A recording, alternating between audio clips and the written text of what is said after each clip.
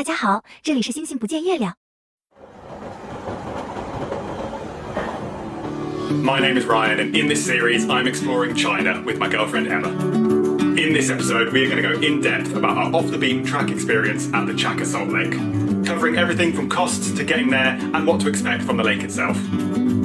If there's anything you're particularly interested in, head down to the description where you'll find some subject headings next to time codes so you can skip to the part of the video that interests you the most.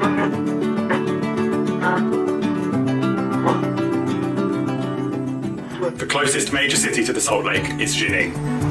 Jining is a city with a big Islamic influence and very friendly locals. But as you already know, this film is not about the city, so let's skip to the next morning with a lovely travel montage. There's a built-for-purpose tourist train that leaves Jining at about 8:30 every morning and it returns to the city again at 4 p.m.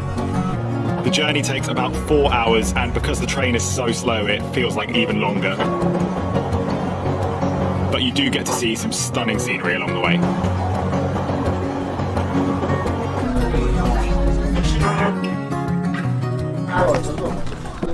And 4 hours later, we've made it to Chaka. It costs 70 yuan to get into the lake, which is about £7-8, so not too bad. One of the first things you notice when you arrive at the lake is that there's a lot of people wearing red, and as soon as you get off the train you'll be bombarded with people trying to sell you red hats, red scarves, red t-shirts, red dresses, basically any item of clothing in red.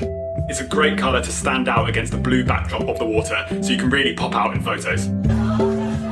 We followed the crowds through a huge market which we thought was the entrance, but it ended up being the exit, so that wasn't great.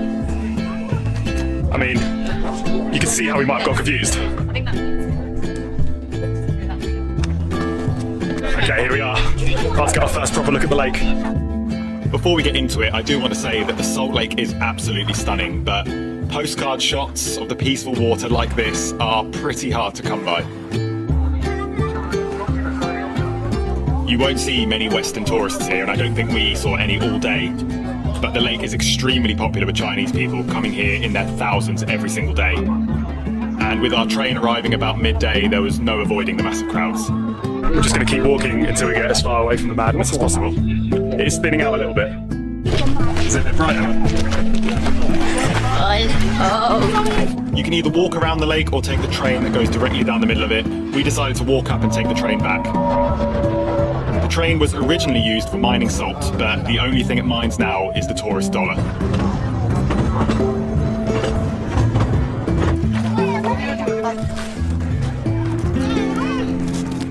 We're going in.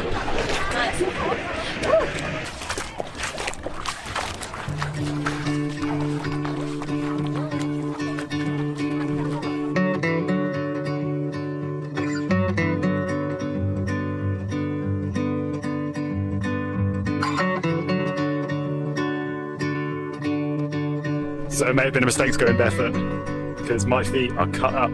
The salt is so sharp. The salt in the lake is actually pretty coarse, so after you spent a while walking around, it can really start to hurt your feet. If you've got any waterproof socks or diving socks, I really recommend you bring them along with you. But to be honest, that is the least of Chaka's problems. In 2016, the lake was completely shut down due to the effects of over-tourism.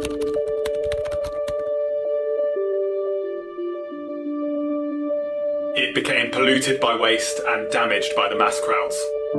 And I can't help but feel that this is doomed to happen again. I know that I'm also a tourist and therefore I'm a part of the problem.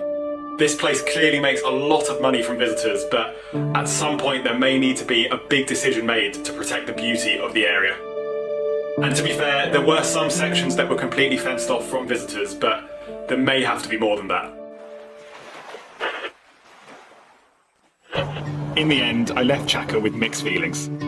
It's a long way to come by train, and the return timings don't leave you with a whole lot of time to explore. If I were to visit again, I'd probably look into either a private transfer or even staying in Chaka town so I can get into the lake in the morning or the evening when there's less people.